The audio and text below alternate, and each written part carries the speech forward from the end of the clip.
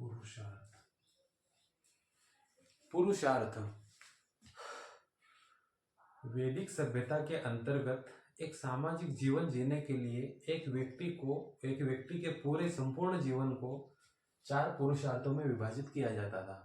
यह पुरुषार्थ मुख्यतः व्यक्ति को अपने नैतिक जीवन और सामाजिक दायित्वों का निर्वहन करने, साथ ही धर्म और अर्थ को अपने साकार रूप में अपनाने के लिए इनका पालन किया जाता था। इस प्रकार से ग्रंथों में 4 प्रकार के पुरुषार्थ बताए गए हैं, जिनमें से पहला है धर्म,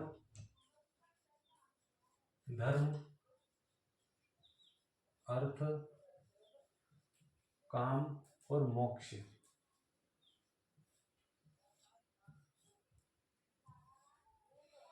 इस प्रकार के 4 पुरुषार्थ हैं, जिनमें से सबसे पहला है धर्म।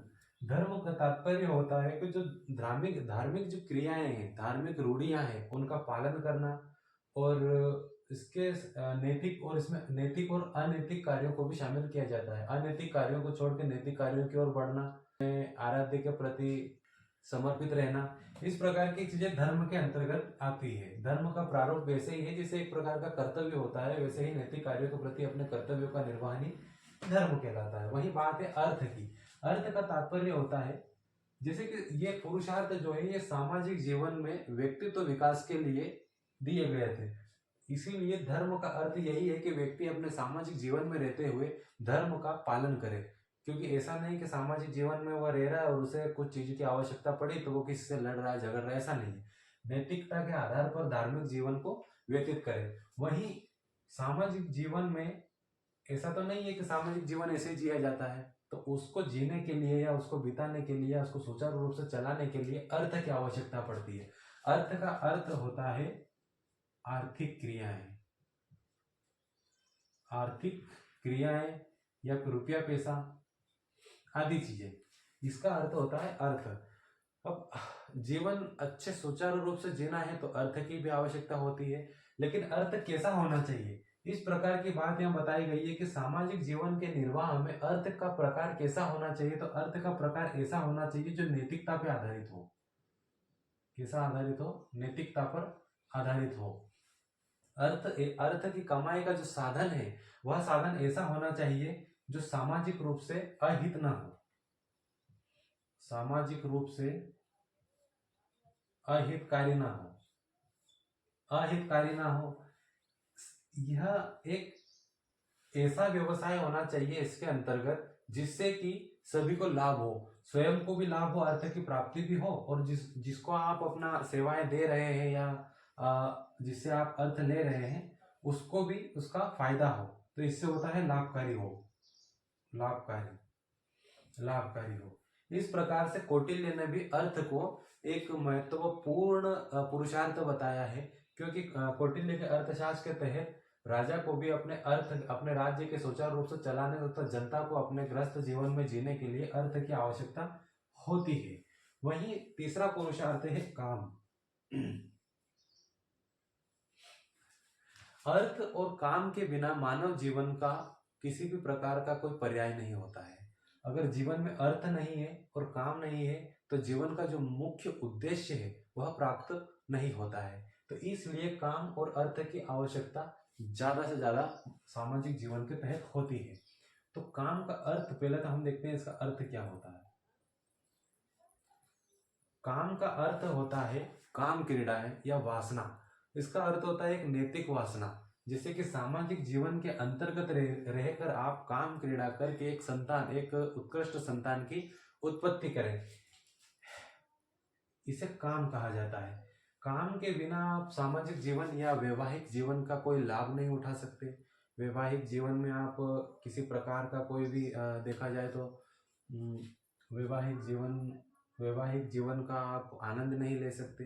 तो बिना का और आनंद के साथ या वैवाहिक जीवन या अपने जीवन में संतान उत्पत्ति नहीं कर सकते। इसलिए एक नैतिक रूप से काम करना, अर्थात कि अपना जो सहयोगी के प्रति समर्पित होकर समाज हित में संतान उत्पत्ति करना एक प्रकार का यह भी काम के अंतर्गत आता है। वही अंतिम पुरुषार्थ है मोक्ष।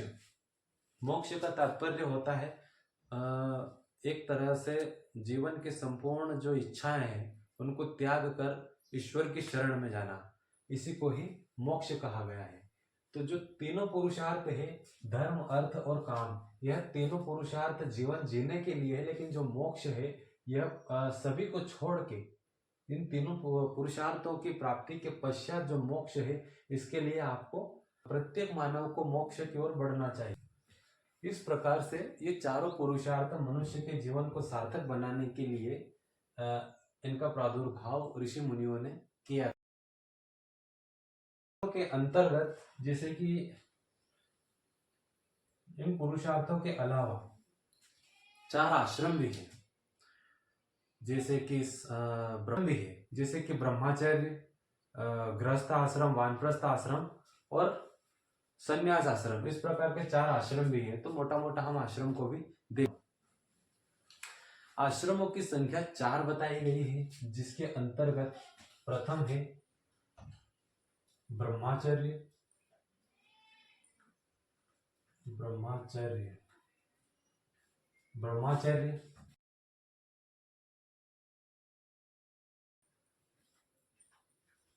गृहस्थ आश्रम, वानप्रस्थ,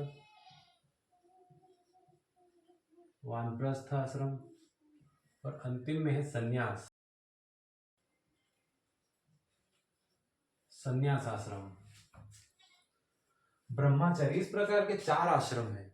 तो इन चारों आश्रमों का अर्थ है मनुष्य के जीवन को जन्म से लेकर मृत्यु तक एक सुचारू रूप से 4 कालखंडों में विभाजित करना है, 4 प्रकार के क्षेत्रों में विभाजित करना, जिससे कि मनुष्य अपने कार्यों को अपनी उम्र के साथ ही करता जाए। जैसे कि ब्रह्मचर्य, ब्रह्मचर्य यह जन्म से लेकर, इसमें होता है कि जन्म से लेकर 25 वर्ष की आयु तक, जन्म से लेकर 25 वर्ष की आयु तक मन, वचन और कर्म से ब्रह्मचर्य का पालन करना। ना ही ऐसी किसी चीज को सोचना, ना ही ऐसी किसी चीज को, ऐसा कोई शब्द, ना ही ऐसा कोई शब्द बोलना जिससे कि आपके मन में वासना के प्रति आकर्षण का भाव आए। इस प्रकार से ब्रह्मचर्य का पालन किया जाता था। ब्रह्मचर्य का पालन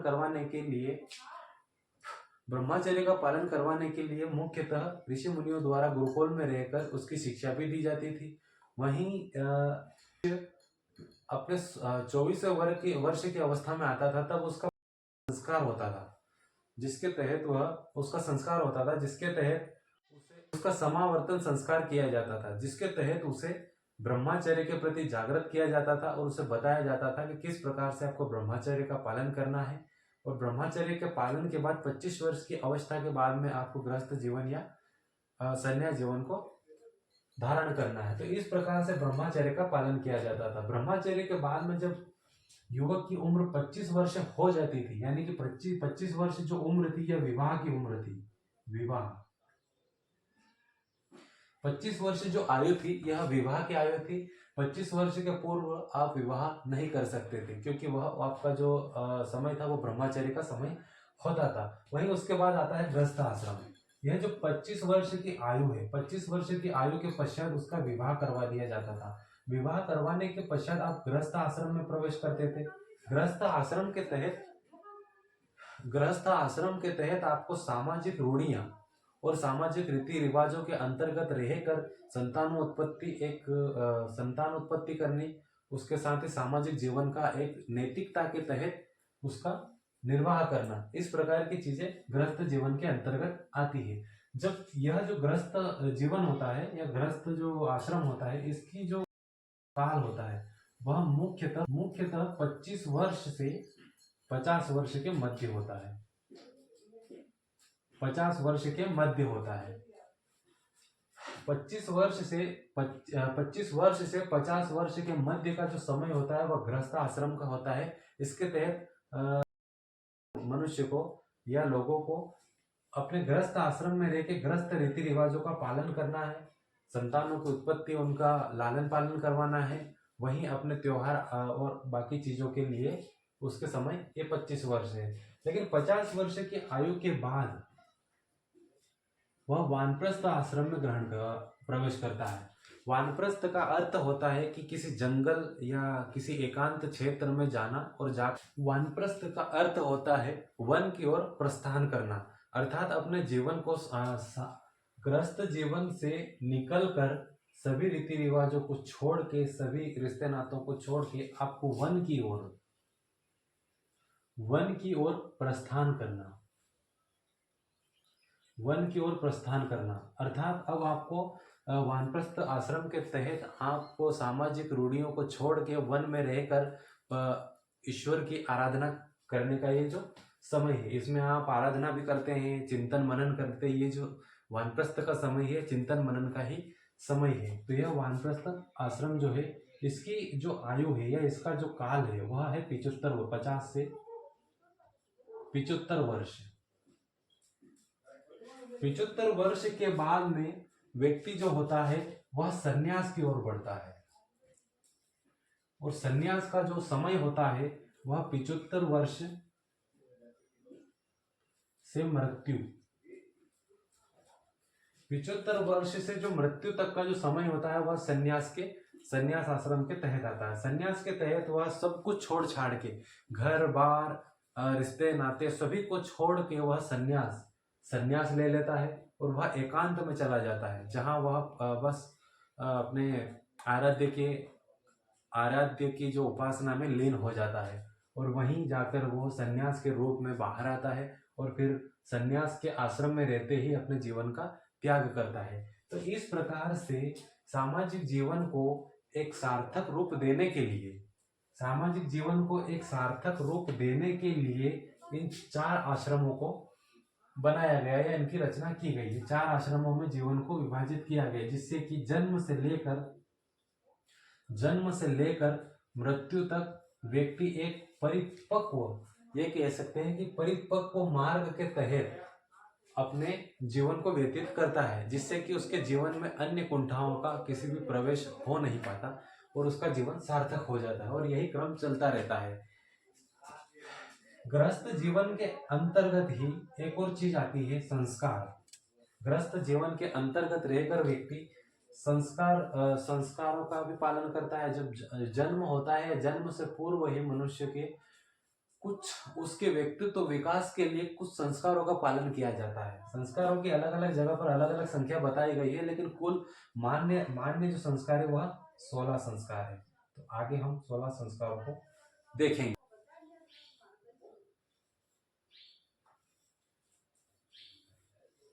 संस्कार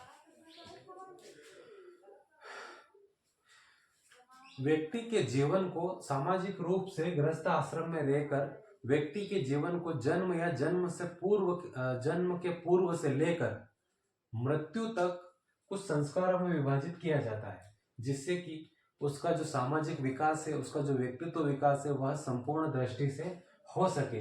यह संस्कार एक प्रकार से देखा जाए तो कुछ विधियों के तहत किए जाते हैं। संस्कारों को देखा जाए तो एक विधि के तहत इनका पालन किया जाता है।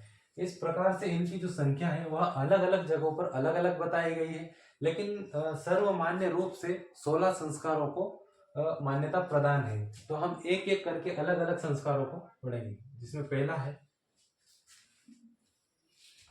गर्भधारण।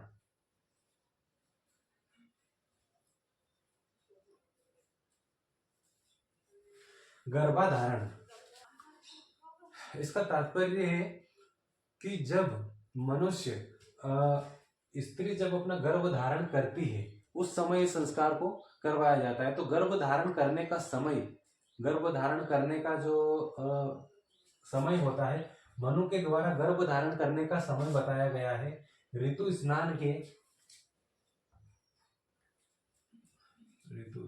स्नान के चौथी रात्रि से 16वीं रात्रि के मध्य।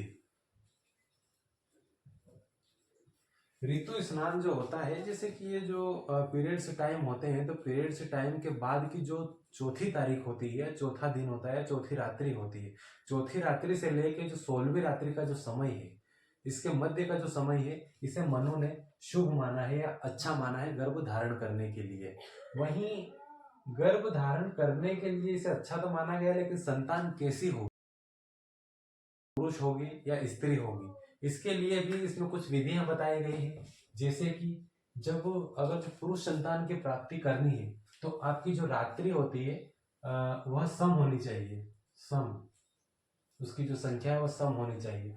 और स्त्री संतान की उत्पत्ति के लिए रात्रि की जो होती है यह विषम होनी चाहिए, विषम। वहीं अन्य ने यह भी बताया है कि जो गर्भ धारण करने का समय है वह सबसे उपयुक्त समय रात्रि का समय होता है, रात्रि का समय। तो इस प्रकार से पहला संस्कार होता है गर्भाधारण होता है। वहीं जो दूसरा जो संस्कार होता है वह होता है पोषवन, पोषवन, पोषवन। इस संस्कार के तहत जो पिता होता है वह पुत्र प्राप्ति के लिए अनुष्ठान करता है, पुत्र प्राप्ति के लिए। ये दोनों संस्कार जो होते हैं यह जन्म के पूर्व के होते हैं, जन्म के पूर्व। यह दोनों संस्कार जन्म के पूर्व के संस्कार होते हैं। इसके तहत यह जो संस्कार होता है पुंसवन, यह पुरुष प्राप्ति के लिए किया जाता है। यह गर्भ धारण के 8वें महीने के अंतर्गत रहकर किया जाता है, 8वां महीना महीने के अंतर्गत रहकर किया जाता है। वहीं इन संस्कारों के बाद में जो अगला संस्कार आता है वह आता है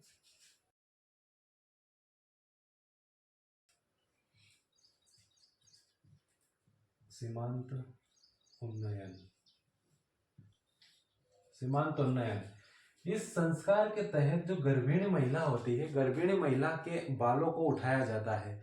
ऐसी मान्यता है कि जब गर्भावस्था में महिलाएं होती है तो उस समय कुछ अमंगलकारी शक्तियों का प्रकोप बढ़ जाता है, तो उन्हें दूर करने के लिए ही यह संस्कार किया जाता है, जिसमें कि जो उसके जो बाल होते हैं, केश होते हैं, उन्हें ऊपर उठाया जाता है, जिससे कि उनके मान्य और इस संस्कार को किया जाता है या अनुष्ठान को किया जाता है, जिससे कि उनकी जो अमंगलकारी बाधाएं होती है वह दूर हो जाती है।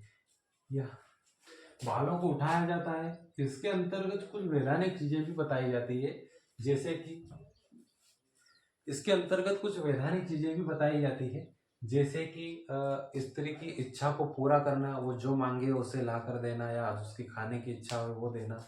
इसमें कुछ प्रतिबंध भी होता है, जैसे कि इसमें पहला होता है इच्छाओं की पूर्ति, इच्छाओं की पूर्ति। इसमें कुछ प्रतिबंध भी होता है, जो पुरुष होता है उस पर कुछ प्रतिबंध होता है, जैसे कि केश मुड़ाना, मतलब बालों को कटवाने से मना करना, दाढ़ी बनाने से मना करना। उसके बाद यात्रा करने से भी मना किया जाता है, इसमें यात्रा, मैथुन आदि चीजों के लिए पुरुष को मनाही की जाती है। और इसके बाद का जो अगला संस्कार होता है वह होता है जात कर्म। यह जो 3 संस्कार होते हैं यह जन्म के पूर्व के होते हैं। वहीं जो जात कर्म होता है यह जन्म के 12वें दिन, जन्म के बाद किया जाता है, जिसके तहत जो पुरुष होता है वह अपने संतान को लेता है, उसके कान में कुछ मंत्र फूंकता है और उसे आशीर्वाद देता है। इसे जात कर्म कहा जाता है। जात कर्म, इसमें जो पिता होता है, पिता पुत्र या पुत्री को संतान को उठाता है। वहीं इसमें कान में कुछ मंत्र फूंके जाते हैं, कान में मंत्र भी फूंके जाते हैं, उसे कान में मंत्र फूंके जाते हैं और उसे आशीर्वाद भी दिया जाता है। वहीं जब अगला संस्कार होता है इसका जात कर्म के बाद होता है नामकरण। नामकरण के तहत यह संस्कार जन्म के 12वें दिन किया जाता है। इसके तहत नामकरण किया जाता है। जो संतान जो होता है, स्त्री या पुरुष जो भी होता है, उसका नामकरण किया जाता है।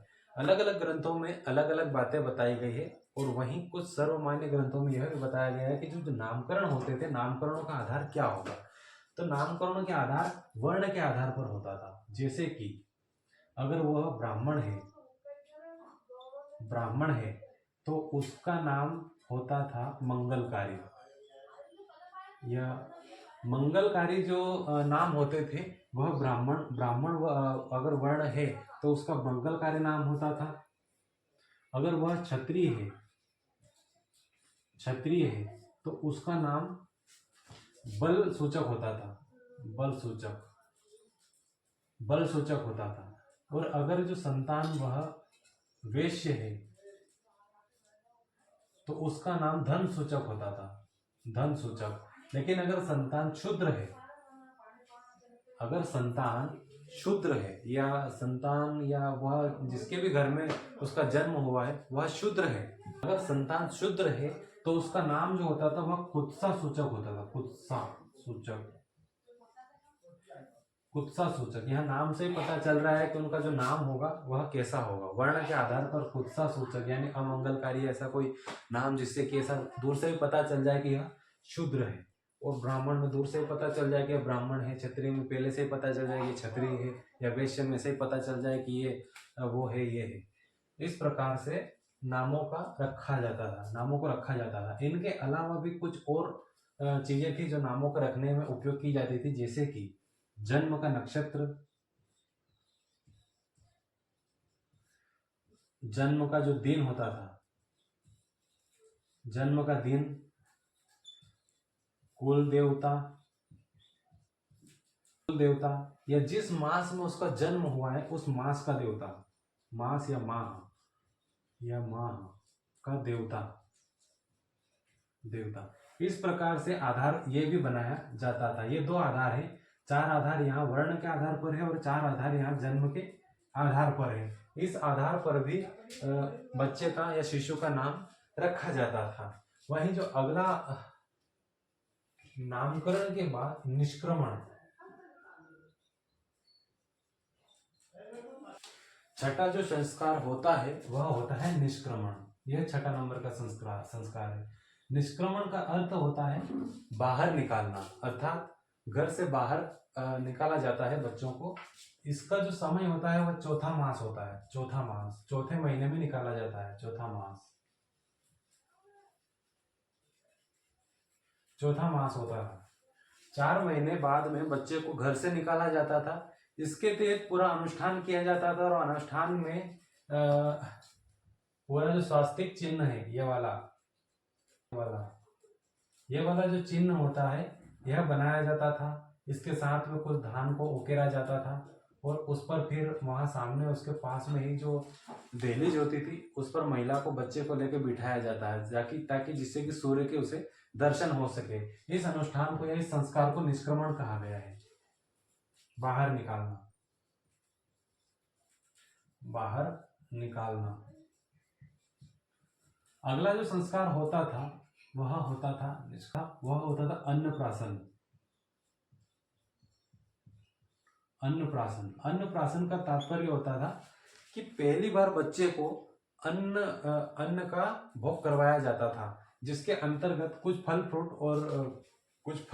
और दूसरी कुछ चीजें जैसे कि दूध, खीर आदि चीजों की खिचड़ी बनाकर उसे चटाई जाती थी। खिचड़ी या दूध, दही, फल, अनाज, धान आदि चीजों की खिचड़ी बनाई जाती थी और बच्चे को प्रथम बार उसे खिलाई जाती थी, जिसे कि अन्नप्राशन कहा जाता था। यह लगभग आसपास किया जाता था। वहीं इसके बाद का जो अन्नप्राशन, इसके बाद का जो संस्कार होता था वह होता था चूड़ाकरण।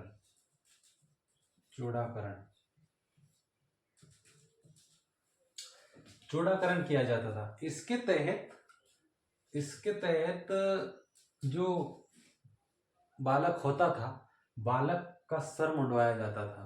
सर मुंडवा कर उसकी केवल एक शिखा रखी जाती थी, जिसे हम चोटी कहते हैं। चोटी रखी जाती थी या शिखा रखी जाती थी और उसके सर को मुड़वा दिया जाता था। इसके अगला जो संस्कार, पश्चात जो संस्कार आता था वह होता था कर्णभेदन। कर्णभेदन एक प्रकार का वैज्ञानिक संस्कार है। इसके तहत कुछ बीमारियां जैसे कि अंडकोश में वृद्धि,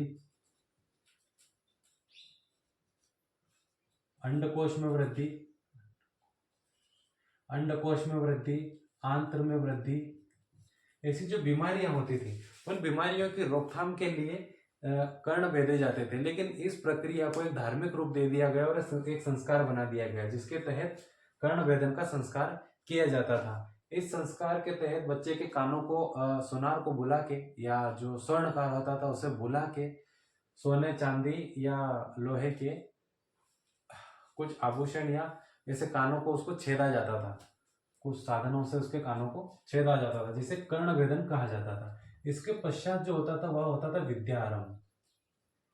विद्यारंभ विद्यारंभ संस्कार। विद्यारंभ के तहत पहली बार बच्चों को अक्षरों से उसको रूबरू करवाया जाता था, उसे अक्षर ज्ञान दिया जाता था, उसे पढ़ाया जाता था और उसे लिखाया जाता था।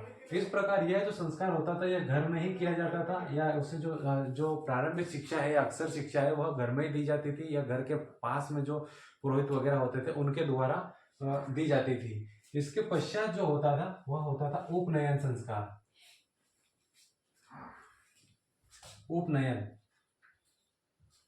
उपनयन संस्कार।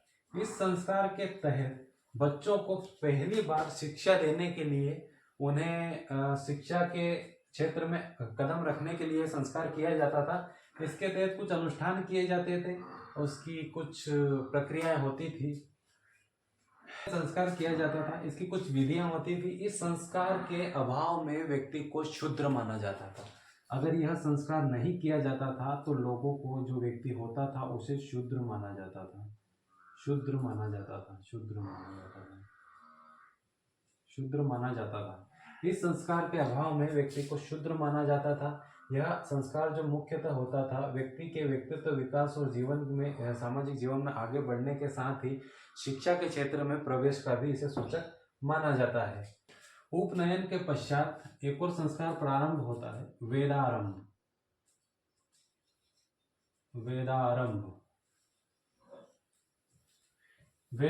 इस संस्कार के तहत जो शिष्य होता था उसे पहली बार वेदों का अध्ययन करवाया जाता था और गुरुकुल की तरफ उसका रुख किया जाता था। गुरुकुल में भेजा जाता था जहां उसे वेदों की शिक्षा दी जाती थी। यह वैदिक शिक्षा से संबंधित संस्कार होता था। वहीं इसके बाद का जो संस्कार होता है वह होता है केशांत। इसके तहत उसके दाढ़ी और मूंछ के बालों को काटा जाता था और उसे इस बात का ज्ञान दिलवाया जाता था कि वह ब्रह्मचर्य का पालन करे, और यह बताया जाता था कि यह एक प्रकार से जो केशांत है यह व्यक्ति के किशोर अवस्था से निकलकर यौवन की ओर बढ़ने का जो समय है उसका ही ज्ञान दिया जाता था। यहाँ पर इसे केशांत कहा जाता है। इसके पश्चात जो होता था वह होता था समावर्तन। यह जो संस्कार है केशांत संस्कार मुख्यतः 16 वर्ष की या 17 वर्ष की आयु में दिया जाता था, और जो समावर्तन है यह संस्कार जो होता था यह 24 वर्ष की आयु में दिया जाता था, और इसमें उसे ब्रह्मचर्य का पालन करना और इसी के साथ में उसे आगे अपने जीवन में आगे के पड़ाव के लिए गृहस्थ जीवन जीना है, या उसे उच्च शिक्षा हेतु गुरुकुल में रहना है। इस बात का यहाँ निर्णय किया जाता था। इस तरह से 24 वर्ष की आयु में समावर्तन संस्कार किया जाता था, जिसमें उसको गृहस्थ जीवन और उच्च शिक्षा दोनों में से किसी एक को चुनना होता था। समावर्तन के पश्चात यहाँ पर किया जाता था विवाह भी एक प्रकार का संस्कार था। जैसे कि हमने 8 प्रकार के विवाहों की चर्चा की, उनमें से ही 4 प्रकार के विवाह, जिनमें से मुख्यतः ब्रह्मा विवाह आदि विवाहों का निर्णय यहाँ पर लिया जाता था। 24 वर्ष की आयु के बाद में 24 वर्ष पूर्ण करने के बाद 25वें वर्ष में उसके विवाह संबंधित यहाँ पर प्रावधान किया जाता था। और विवाह में एक योग्य युवती या युवक, वर या कन्या, एक योग्य वर या कन्या का चयन किया जाता था। इस तरह से इस संस्कार का भी यहाँ पर पालन किया जाता था। अगला जो संस्कार होता था, जो 16वां संस्कार होता था, वह होता था अंत्येष्टि।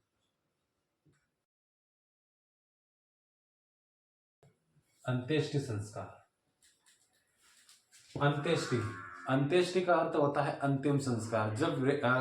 जब व्यक्ति जन्म से लेकर आजीवन वह कार्य करता रहता है, अपने सामाजिक दायित्वों को निभाता रहता है, और उसके पश्चात जब उसके जीवन का समापन हो जाता है तब यह संस्कार किया जाता है, जिसे हम अंतिम संस्कार कहते हैं, जिसके तहत जलाना या समाधि लेना आदि चीजें इसमें शामिल होती है। तो इस प्रकार से जो प्रारंभ के 3 संस्कार है, निष्क्रमण, निष्क्रमण होता है। प्रारंभ के जो 3 संस्कार है, जैसे कि गर्भाधारण, पुंसवन, उपनयन, ये जो 3 संस्कार हैं यह जन्म के पूर्व के हैं। यह तीनों संस्कार जन्म के पूर्व के हैं। वहीं जो इसका अंतिम संस्कार है, अंत्येष्टि संस्कार, यह मृत्यु के पश्चात का है। जब व्यक्ति मर जाता है उसके पश्चात किया जाता है। इस प्रकार से 4 संस्कार जो होते हैं उसमें व्यक्ति प्रत्यक्ष भागीदारी नहीं करता है। 4 संस्कारों में प्रत्यक्ष भागीदारी नहीं होती है, इसकी अप्रत्यक्ष होती है। इसे अप्रत्यक्ष हम कह सकते हैं, अप्रत्यक्ष भागीदारी होती है। वहीं 4 संस्कारों में से जो 12 संस्कार होते हैं, 12 संस्कारों में उसकी प्रत्यक्ष भागीदारी होती है। इन संस्कारों के तहत यह संस्कार सभी वर्गों में प्रचलित नहीं थे। यह केवल प्रारंभ के जो ब्राह्मण वर्ग हैं, ब्राह्मण वर्ग, क्षत्रिय और वैश्य, इन तीनों में प्रचलित थे। और जो शूद्र होता था, शूद्रों में भी कुछ संस्कार प्रचलित थे, सभी संस्कार प्रचलित नहीं थे। और कुछ संस्कारों के अंतर्गत भी रहते हुए शूद्र जो होता था वह इन संस्कारों का पालन बिना मंत्रोच्चारण के करता था। इनमें से कुछ जो संस्कार होते थे वह शूद्रों के द्वारा भी किए जाते थे, लेकिन वह बिना मंत्रोच्चारण के किए जाते थे। इस प्रकार से 16 संस्कार भारतीय वैदिक काल, उत्तर वैदिक काल के समय किए जाते थे। इस तरह से उत्तर वैदिक काल का जो सामाजिक खंड होता है यह समाप्त होता है। ठीक है भैया, धन्यवाद।